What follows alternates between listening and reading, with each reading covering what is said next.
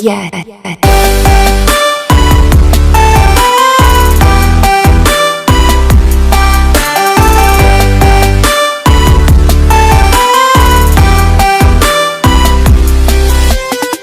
दिन दहाड़े चाकू की नोक पर एटीएम पर वारदात। युवती से 10,000 की राशि लूटने की कोशिश, लेकिन युवती की बहादुरी से लुटेरे की कोशिश नाकाम। लोगों को इकट्ठा कर बुलाई पुलिस, किया हवाले। लुटेरे के हाथ में चाकू होने से युवती को आई खरोंच, लेकिन डरी नहीं बहादुर बिटिया। दिया नारी शक्ति का परिचय। बीच शहर दोपहर 3 बजे की घटना। पुलिस ने 394 में लुटेरे के खिलाफ किया प्रकरण पंजीबद्ध। उज्जैन के थाना माधव नगर क्षेत्र अंतर्गत दशहरा मैदान स्थित एटीएम पर दिन दहाड़े लूट की वारदात को अंजाम एक लुटेरे द्वारा देने की कोशिश की गई, लेकिन वो नाकामयाब रहा। दरअसल एटीएम से ईशा नाम की युवती 10,000 की राशि निकाल रही थी। इतने में पीछे से लुटेरे ने ईशा को पकड़ा और चाकू अड़ा दिया। बहादुर ईशा ने अपनी कोहनी से लुटेरे के पेट पर वार किया तो लुटेरा पीछे हटा और ईशा ने एटीएम से बाहर निकलकर लोगों को आवाज दी और लुटेरे को राहगीरों की मदद से पकड़ लिया। इतना ही नहीं, ईशा ने डायल 100 पर पुलिस को सूचना दी। पुलिस ने लुटेरे को गिरफ्तार कर 394 में प्रकरण पंजीबद्ध किया। जांच अधिकारी महेंद्र मकाश्रया ने मीडिया को अधिक जानकारी देते हुए बताया कि दोपहर 3 बजे की घटना है। दशहरा मैदान के बैंक ऑफ इंडिया से शहर की ही रहने वाली ईशा 10,000 की राशि निकाल रही थी, जिसे बदमाश ने पीछे से पकड़ा, लेकिन ईशा जी ने दबंगता का परिचय देकर उसको वहीं गिराया और लोगों की मदद से उसको पकड़ा। पुलिस को सूचना की तो हमने 394 में बदमाश के खिलाफ प्रकरण दर्ज किया है। आरोपी बदमाश वाल्मीकि नगर का रहने वाला है, जो अपना नाम दीपेश खोड़े बता रहा है। आरोपी ने घटनाक्रम स्वीकार किया है। कार्रवाई की जा रही है। पीछे से वो आए और उन्होंने मुझे पूरा ऐसे पकड़ लिया दोनों हाथों से, तो मैंने उनको ऐसे पेट पर मारा तो वो पीछे की तरफ गिरे। तो मेरी सिस्टर थी साथ में, तो उन्होंने उसको पकड़ा और बाकी फिर हम लोगों ने हेल्प चिल्लाई। तो जो आसपास थे, वहीं पास में हमारी शॉप है, तो वो लोग जानते थे, तो वो लोग सब मदद के लिए आए। उन्होंने उसको पकड़ा, देन पुलिस में रिपोर्ट हुई और फिर जो भी है अब आगे पुलिस करेंगी। उसके बाद कोई हथियार था क्या? उनके पास चाकू था। उन्होंने चाकू से मुझे हाथ पे थोड़ा सा मारने की कोशिश करी। उसी टाइम पे मैंने उनको पेट पे मार के पीछे कर दिया, तो थोड़ी बहुत चोट आई है, पर बाकी लोगों की मदद से उसको पकड़ लिया गया है।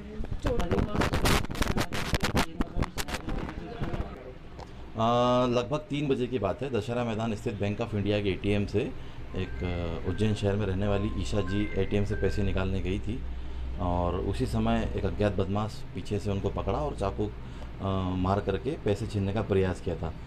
ईशा जी के द्वारा अपनी दबंगता का परिचय देते हुए उसको उसी समय उसका स्ट्रगलिंग की गई और उसको कब्जे में लिया गया। उपस्थित लोगों की मदद से त्वरित पुलिस बुला करके उसको पुलिस हिरासत में लिया गया है।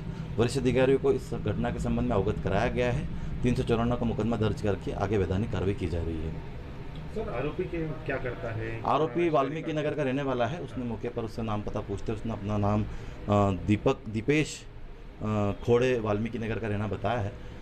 इसके संबंध में और तस्दीक की जा रही है कि उसके कितने और आपराधिक रिकॉर्ड हैं, लेकिन उसी समय मौके पर पीड़िता के द्वारा अपनी सूझबूझ का परिचय देते हुए और दबंगई का परिचय देते हुए उसको अभिरक्षा में लिया गया है। थाने पर पुलिस के द्वारा उसको लाया गया और उसके बाद एफआईआर दर्ज की जा करके आगे वैधानिक कार्रवाई की जा रही है। प्रथम दृष्टया आरोपी से पूछताछ में उसको क्या करता है? क्या उसने कबूल किया है, स्वीकार किया है उसने। वो वाल्मीकि कॉलोनी का रहने वाला है। लगभग 10,000 रुपये उन्होंने एटीएम से निकाले थे, उसको छीनने का प्रयास किया है।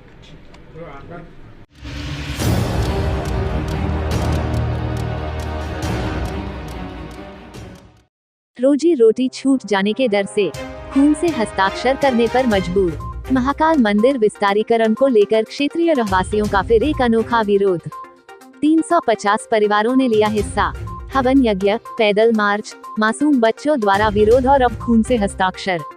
लगातार हो रहा मंदिर के सामने शासन की 70 मीटर योजना के दायरे में आने वाले व्यापारियों, रहवासियों द्वारा विरोध प्रदर्शन। 10 गुना मुआवजा देगी सरकार तो भी नहीं हटेंगे हम। उज्जैन के विश्व प्रसिद्ध ज्योतिर्लिंग बाबा महाकाल मंदिर के आसपास 500 मीटर के दायरे में आने वाले तमाम अवैध अतिक्रमण को शासन के निर्देशानुसार तोड़ने की कार्रवाई में विघ्न पैदा होता अब साफ नजर आने लगा है। क्षेत्रीय रहवासियों ने खून से हस्ताक्षर कर जिला प्रशासन व शासन के विरुद्ध कड़ी नाराजगी जाहिर की है। हस्ताक्षर अभियान में करीब 350 परिवार ने हिस्सा लिया। ये सभी मंदिर के सामने 70 मीटर की योजना में प्रभावित होने वाले व्यापारी, रहवासी है, जिनका कहना है हमें 7 पीढ़ी यहाँ हो गई, हम यही पले बड़े, यही व्यापार किया और आज अचानक निष्कासित करने की बात, हम यहाँ से नहीं जाएंगे, हमारा व्यापार ठप हो जाएगा। हमें 10 गुना मुआवजा भी सरकार देगी तो भी हम नहीं जाएंगे, चाहे आत्मदाह ही क्यों न करना पड़े। सरकार योजना में जो चाहे करे, लेकिन हमें यही रहने देने का आश्वासन दे। हम विस्तारीकरण का विरोध नहीं कर रहे हैं। आपको बता दे, महाकाल मंदिर के सामने 70 मीटर की योजना में आने वाले 11 होटल को हटाने की योजना है। वो आसपास कुल 350 परिवार के 5000 सदस्य है। संभवतः उनके मकान भी हटाने की योजना है। ये वही लोग हैं जो मंदिर में आने वाले श्रद्धालुओं से ही कमाते खाते हैं। शासन के आदेश है तो जिला प्रशासन अनुग्रह राशि देकर खाली करवाना चाहता है क्षेत्र। तो एक तरफ आस्था है लोगों की, जिनकी रोजी रोटी पर भी संकट आ खड़ा हुआ है, और ये लोग विगत कई दिनों से अलग अलग तरीकों से विरोध कर रहे हैं। कई बार ज्ञापन दे चुके हैं जिम्मेवार अधिकारियों को, बावजूद कोई सुनवाई नहीं हो रही।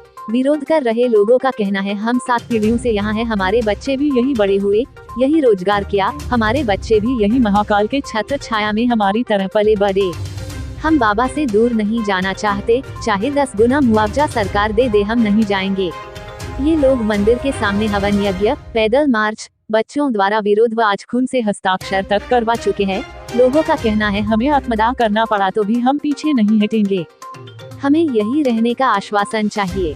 वर्ष 2019 में आई कांग्रेस सरकार ने भाजपा को टक्कर देने के लिए राम, गौशाला और नर्मदा के बाद महाकाल मंदिर की ओर लोगों का ध्यान आकर्षित किया था, जिसमें कमलनाथ सरकार ने विश्व प्रसिद्ध महाकाल मंदिर के कायाकल्प का बीड़ा उठाया था और कहा था कि मंदिर विस्तारीकरण को लेकर 300 करोड़ का बजट पास किया गया है। जिसके बाद आई भाजपा सरकार ने योजना में इजाफा कर 500 करोड़ और फिर 850 करोड़ किया।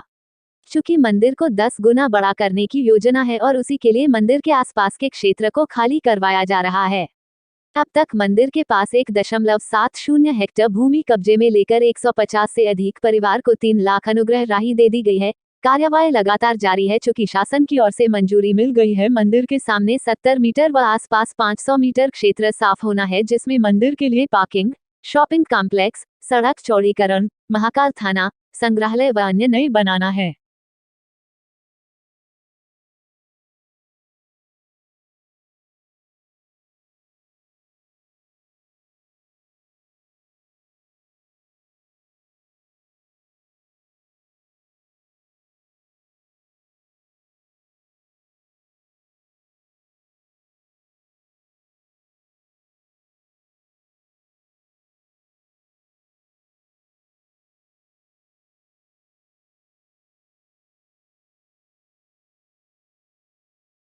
प्रदर्शन कर रहे हैं उसके ऊपर। देखिए, हमारी महाकाल क्षेत्र विस्तारीकरण जो योजना मध्य प्रदेश शासन द्वारा लाई गई है, उसके विरोध प्रदर्शन में हमारा जो विरोध चल रहा है, सतत चल रहा है, उसी की कड़ी में आज ये विरोध प्रदर्शन में हमने हमारी कोई बात नहीं सुन रहा है, उसके लिए माननीय मुख्यमंत्री जी तक बात पहुंचाने के लिए, वो सभी के संज्ञान में लाने के लिए आज माननीय महामहिम राज्यपाल महोदय, वो हमारे सुप्रीम कोर्ट के चीफ जस्टिस महोदय, वो श्री राष्ट्रपति महोदय के नाम हमने ये आज रक्त हस्ताक्षर अभियान जो है, ये हमारे जो पूरे क्षेत्रवासी 350 क्षेत्रवासी और जितने भी व्यापारी हैं यहाँ पे, सभी लोग अपने रक्त से हस्ताक्षर करके उन्हें भेजेंगे कि ये 70 मीटर की जो योजना सरकार द्वारा लाई गई है, आप इसे पूर्ण रूप से वापस लीजिए। जो आप डेवलपमेंट करना चाहते हैं, उस डेवलपमेंट में बाबा महाकाल के यहाँ पर हम आपके साथ में हैं, आप रोड चौड़ीकरण कीजिए, इतनी आवश्यकता यहाँ पर नहीं है। आप देख सकते हैं कि बाबा महाकाल का जो ये विस्तारीकरण योजना चल रही है, इसमें पूरी योजना को दक्षिण एवं पश्चिम के तरफ ले जाया गया है, जो कि नरसिंह घाट तक पर्याप्त जमीन है। अब उसके लिए सरकार हमारे 70 मीटर में जो 350 परिवार है उनको प्रभावित करना चाहती है। उसमें 5000 कम से कम लोग ऐसे हैं जो जिनकी रोजी रोटी सब कुछ चली जाएगी। इसलिए हमारा सरकार से अनुरोध है कि हमें यहीं रहना है और हम यहाँ से बिल्कुल हटना नहीं चाहते हैं, किसी भी कीमत पे हम यहाँ से हटना नहीं चाहते हैं, चाहे हमको 10 गुना मुआवजा मिल जाए, पर हम यहाँ से नहीं हटेंगे। बाबा महाकाल में हमारी आस्था है, हमारा जीवन हो गया, हमारा दादाजी, हमारी पीढ़ी हो गई है यहाँ पर सेवा करते करते, हम यहाँ से हटना नहीं चाहते हैं किसी भी हालत में। देखिए, जब हमारी मांगे नहीं मानी जाएगी, जब ये योजना वापस नहीं ली जाएगी, तो हम क्या करेंगे बताइए ना, आप कहाँ जाएंगे? जब बाबा महाकाल से हमारा इतना स्नेह है, हम जाएंगे कहाँ? तो फिर हमें मरना ही है ना, आत्मदाही करना पड़ेगा, फिर तो हमें कैसे भी मरना ही पड़ेगा हमको।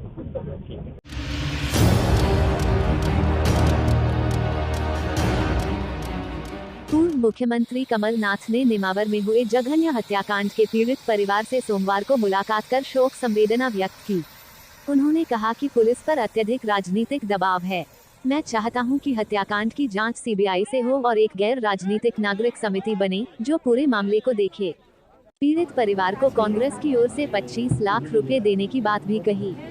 कमलनाथ ने मीडिया से चर्चा में कहा कि पीड़ित परिवार ने उन्हें बताया है कि किस प्रकार पुलिस ने हत्याकांड पर शुरुआत में लापरवाही की।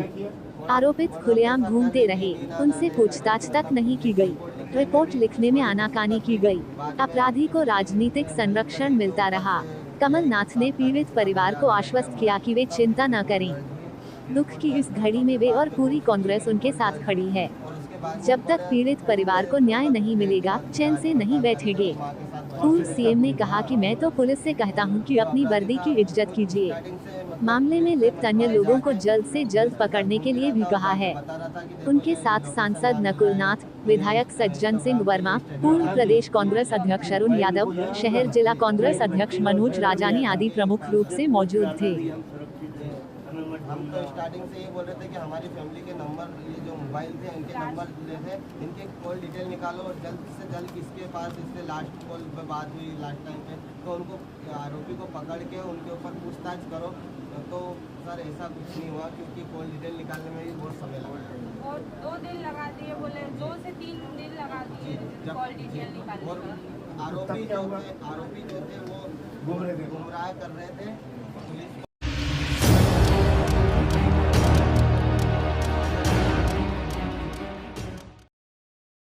उज्जैन की शिप्रा नदी घाट के समीप लाश मिलने से क्षेत्र में सनसनी फैल गई। सूचना मिलने पर पुलिस ने मौके पर इंतजाम कर लाश को नदी से बाहर निकालने की व्यवस्था की। लगभग 25 वर्ष की युवती का शव नदी से बाहर निकाला गया। शव की पहचान स्वाति पति राजेश चौहान के रूप में हुई है। पुलिस घटना के कारणों का पता करने में जुटी है।